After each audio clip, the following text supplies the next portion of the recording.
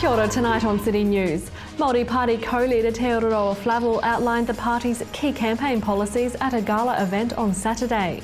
Lizzie Marvelly is home this week to perform a sample of her new music, and Whakarewa are through to the playoffs in the Bay-wide Premier Rugby competition. The Māori Party has launched its election campaign with farewells to its founders, an injection of new blood, and by outlining its ambition to win all 7 Māori seats. The party announced it would campaign on policies including lifting the minimum wage to the living wage of $18.80, extending free doctors' visits to children up to 18, and to provide free public transport for all low-income whānau. The policies were revealed at the launch of the party's election campaign at Ohinimutu on Saturday, an event which doubled as a celebration of the party's 10th birthday.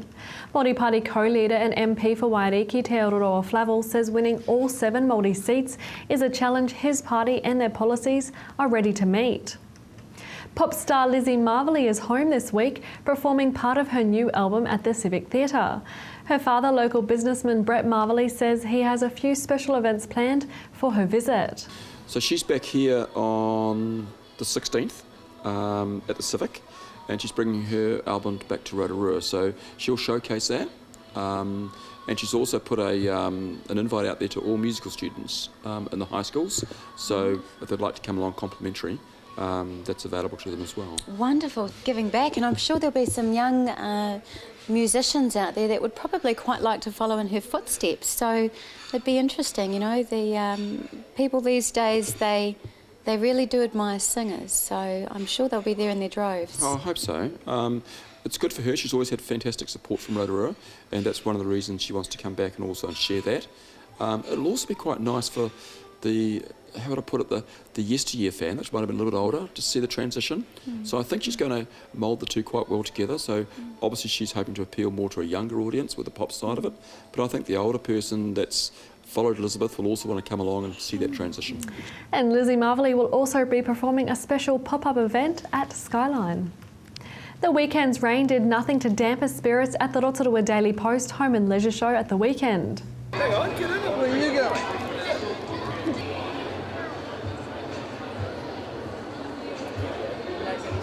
Why is a show like this so valuable for people like you guys? Oh, because it's a good opportunity to meet a lot of locals and also people from around Rotorua. And yes, recently Opis has been won a number of awards. And but also I find out a lot of people, they still don't know what Opis can offer, not just fish and chips. And organiser Janine Davies says this year's show has been one of the most successful to date.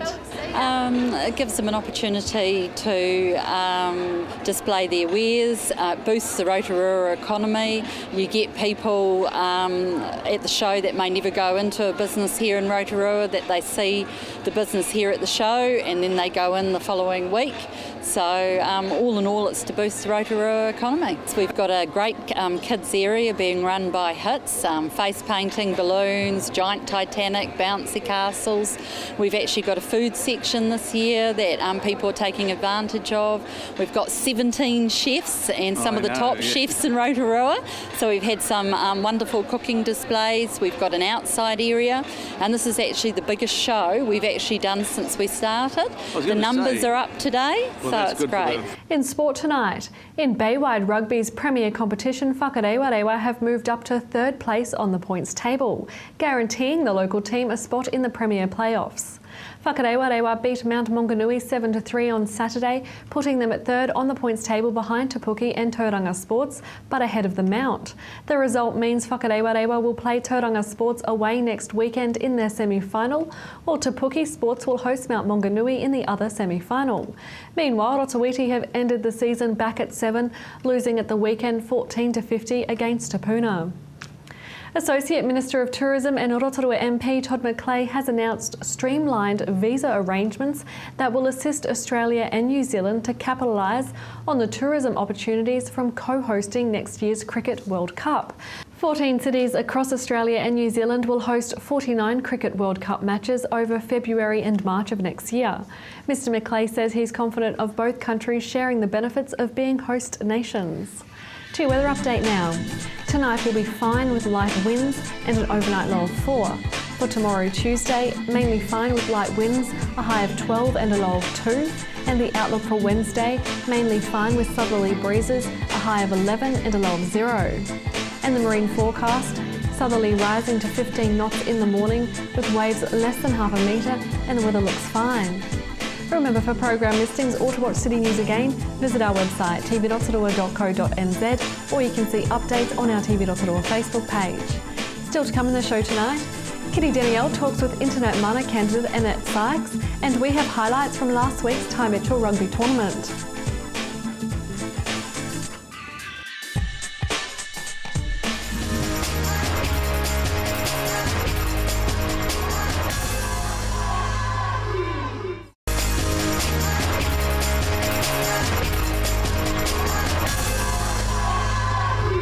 Kia ora whānau, it's my pleasure to be joined now by Annette Sykes. He tino Māori kura, she's a leader in the Māori community and is standing for mana in the Waiariki electorate. Kia ora koe te rangatira, how are you today? Oh, I'm great, Kitty. Thank you for that introduction.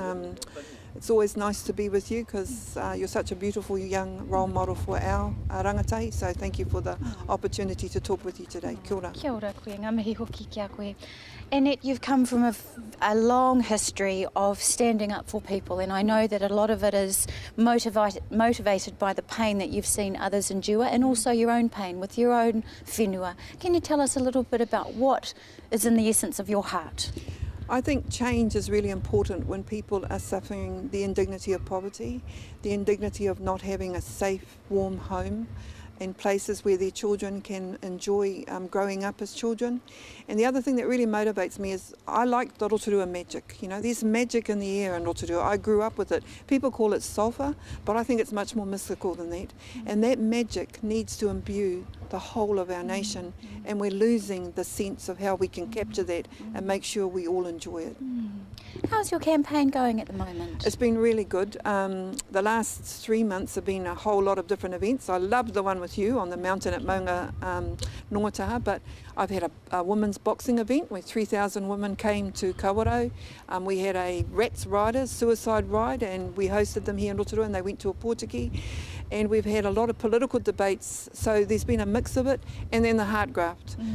Hui, going into marae and going into people's homes to first of all persuade them to vote. So all of those things have been our focus of the last 10 weeks, and we're now getting into the next 8 weeks, and we're going to hone in on a lot of those later activities, mobilising people to vote. Annette, I've seen you for a few years now, and I've watched the way that you effortlessly move from te haukainga with the people. You roll up your sleeves and jump out of the way of cameras, and then you're in the high courts and you're dealing with very intellectual men, and you can sit them down in an instant.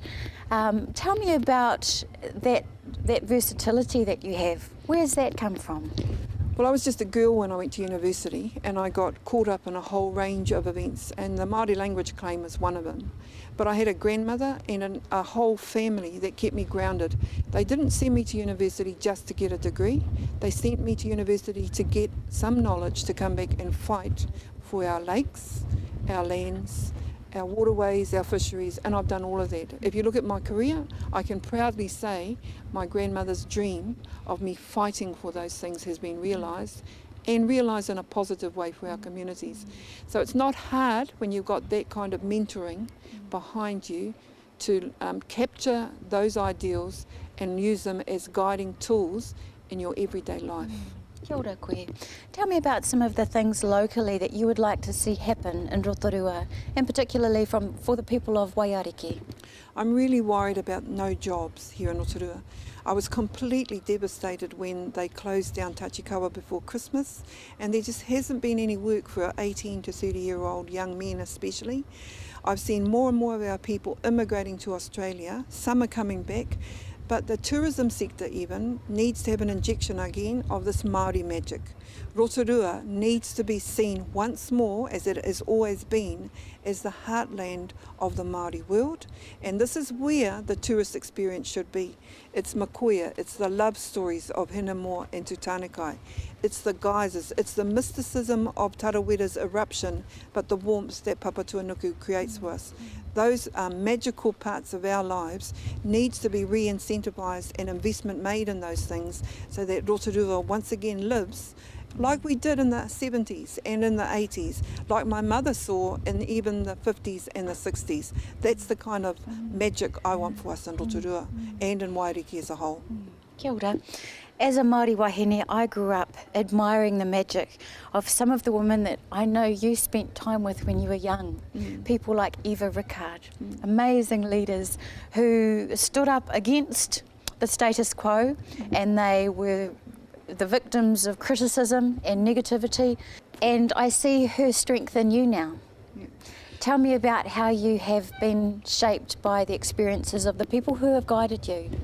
Well, I was really lucky as a young girl to go to Kawara College, and Mera Tamita, one of the greatest Māori women filmmakers, was my English teacher. Now, when you have a beginning like that, and then she makes a movie like Utu, like Mauri, that stars Eva Rickard, then she goes to Hawaii and she creates and captures a film industry in America that then establishes the Māori film industry. It's really hard not to be inspired or to try and inspire in the same way. Now, her introduction to Eva meant that I was a land rights activist from the early 1980s right through to the 90s. But I also had the great fortune when I was fighting for fisheries rights to be the first Māori woman appointed on the Aotearoa Fisheries Limited Board. And of course my shareholders at that stage included Tepani O'Regan, now Sir Tepani O'Regan, and the late Dame Mirasazi. Now that's a woman extraordinaire. She was an absolutely glamorous woman. She could speak our reo, she could capture an audience, but she could cut an audience with her smile, actually. It was her smile that cut an audience. And she was a great academic intellectual. Those are the women that inspired me. Well, there are 3 weeks for advanced voting this year. How are you going to navigate that time? It's a really crucial time. It starts on the 3rd of September, and we're encouraging everyone in every household to contact one of our volunteers at Mana o Pōtiki, Mana Kawarau or Mana Rotorua. We will come and pick you up. Whether you live in Waikare Moana or all the way to Katikati, we will come and pick you up. But more fundamentally, we will be going into the places where people don't have access to public transport. Old people's homes, people who are disabled, like my mum who's walking around in her chair, people who actually can't afford to get to polling booths because they live out in rural areas. Mana is here to help, and we want to encourage all of us out. It would be really neat if we could get an 80 to 90% turnout in Waiariki this year. Kia ora.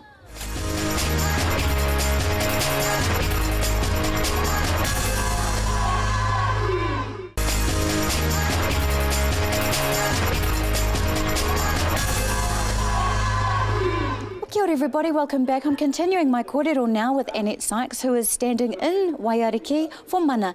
Annette, there are many people that are still not out voting. What are some of the numbers there? It's really devastating to see the lack of Māori that vote and the lack of young people that vote. At the last election, nearly 50% didn't vote, and if you go right down to 18 to 30-year-olds, nearly 70% in that age group didn't vote. So my single message to everyone this year, please get on the roll, please exercise your democratic right, vote and change the government. Simple messages. You work with somebody who fights for change, Hone Harawira, and recently his officers were shot at, and many people don't even know about that. What's your opinion on how that was covered? I think it's completely appalling. I understand from the media that it's because there's no resources available to take a camera crew to Kaitaia. Well, that says a lot about the government's poor funding of the broadcasting sector and poor allocation of resources so that the regions become invisibilised. You know, imagine if that had been an attempted assassination of the kind we saw with Malcolm X, Martin Luther King, John F. Kennedy. You know, we would be now mourning something. There needs to be more seriousness taken on this. No politician, but no individual should have their homes or their offices shot at. Our homes are our castles. We are the kings and queens of them. And I thought the police and the media were there as a fourth estate to actually protect us from this kind of rogue vandalism. And if it is a racist attack, then we need to be educating communities that's intolerable.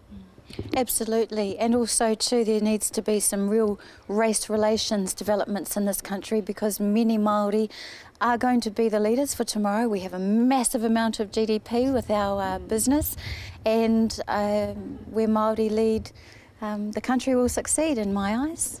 Yeah, I think you're quite right that there's a sector of Māori that has a lot of capital. But there's another sector in our Māori world which is underutilised, and that's the human capital. We have young men and women, 24% aren't working between 18 and 30. That must change. So I invite those with the venture capital to invest in our young people. That's what we need in Waiariki, investment in the ideas of young people. That's why we need a digital economy. We need to traverse the digital divide. We need our younger people being given the strength and the resources to make the difference that we all know they can make in this current digital world. That's why our relationship with the internet movement is also, I think, an exceptional opportunity for Māori to enhance our visibility in sectors where we haven't had that visibility. Wonderful. Kia ora koe. Is there anything else that you would like to say to the people of Waiariki who may be thinking about voting or not voting this election? I think it's really a great opportunity for you to have the first Māori woman voted in the Waiariki electorate to represent the electorate. I invite Māori right across all of our iwi to consider being the game changers also, because if we vote for Mana and if we vote for Annette Sykes in this election, we can almost assuredly deny National Party their objective of a majority. And why should we do that? Because we will fight for those things that we all want and dream about. Honouring the treaty, caring for Papatūānuku, getting rid of the rina off the reef, making sure there's no deep sea oil drilling, making sure there's jobs for all, abolishing youth rates, but more importantly, recognising the taonga that our children are and eliminating poverty for them. Kia ora rawa atu koe te marae kura mo wera kōrero. Thank you, Annette. It's been a pleasure talking with you. Kia ora. Kia ora.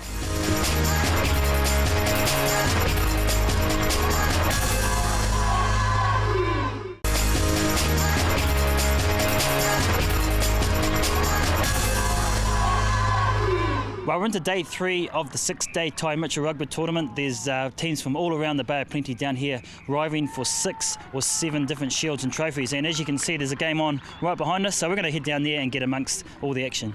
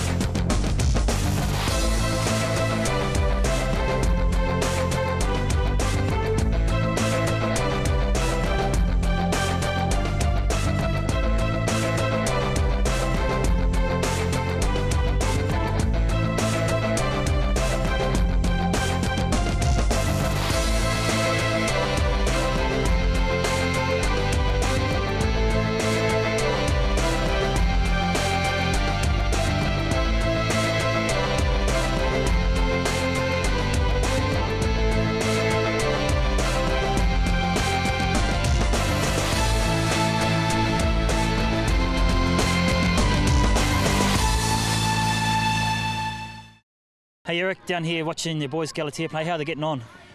Not too good this year. No, we're struggling. Yeah, lack of numbers and lack of size. Is it because it's a small country team? Yeah, it's only a small country side and yeah, lack of numbers. What does it mean for the boys to come out and have a competition against all the other teams from the Bay of Plenty? It's huge. A lot of their parents have been there before them, their grandfathers. It's been going since 1938, so it's a lot of families have been playing for a lot of years. Yeah, a lot of history here. A lot of history. Yeah. What's the current score at the moment between you and Rotorua Gold? It's about 30 points to 10. Sorry, 30 points to 17. You're looking for a comeback? I always look for a comeback, yeah. Always look for a comeback. Hey Boxer, nice to see you down here at the Tai Mitchell Rugby Tournament. Now, how's Rotorua Gold going? For us, it's been a great learning curve. Myself and the coach, it's our first year at this tournament, so it's a big learning experience. We've come in and we're a pretty small side. We also have 8 year 7s and 2 year 6s, so they're going to be beneficial for next year in the development of our team. So yeah, we've found out through the learning curve that we are a little bit small in size. So next year I'll be looking for the ones right on 53 kgs. Big hearts though, bro. Big hearts, very big hearts. You know, they're doing really well. They've probably exceeded my expectations. There's a few fellas that have put their hand up for the Roller Mills, which is the Bay of Plenty age group for this, and yeah, I think with a little bit of training, some of them are first year rugby players, so development looks good, future looks good. Do you see any future All Blacks or even chief players out there? Yeah, definitely. There's a centre, we've got a centre, his name is Te Ari Hirowini. I think he's got a real big future. At this age there's just no substitute for pace, and he's got a lot of it, and he's also got the size as well, so with a bit of ethic, hopefully he'll train up and be a future rugby player, professional rugby player. Now, Manaia, I hear that you're one of the star players for Galatea, but something happened out in the field you're not too happy about? Yeah, my arm got stomped. Yeah, by the goalpost. Yeah, ran past, stomped on my arm. Yeah, sore. Yeah, did you have to go to hospital? Yeah. What was wrong with it? Broken, then in the big bone. How long are you going to be wearing the cast for? 6 weeks, I think. 6 weeks? Well, you must have rested the season, eh? Yeah. How does that make you feel? Gutted. Pretty gutted, eh? No, never mind. Best of luck for next year, eh? Yeah. Hey, young fella, what's your name? We're Dalami. Yeah. And how old are you? 11. 11? Yeah. How are you guys going in your rugby competition today? We're doing pretty good, but yeah, we're coming last on the table. You're coming last? Oh, yeah. That's no good. Any All Blacks in your team? One there, two fella there. Yeah. Yeah. What's the name of your rugby team? Tifano Up. Yeah. And where are you guys from? Back down under, the Cape. Yeah. So you like coming to Rotorua to play rugby? Yep. Yeah, true. Love it. I'm enjoying it. Yeah, you enjoying it? Yeah. Are you a future All Black as well? Yep. Great coverage there of the long-running Tai Mitchell Rugby Tournament being held last week at the International Stadium. If you have any news that you'd like to share with us, give the station a call on 07 3488 984 or email news@tbrotorua.co.nz. And to watch the show again, visit our website tbrotorua.co.nz. Thanks for watching tonight. From all the team at SB News, for Muddy Air.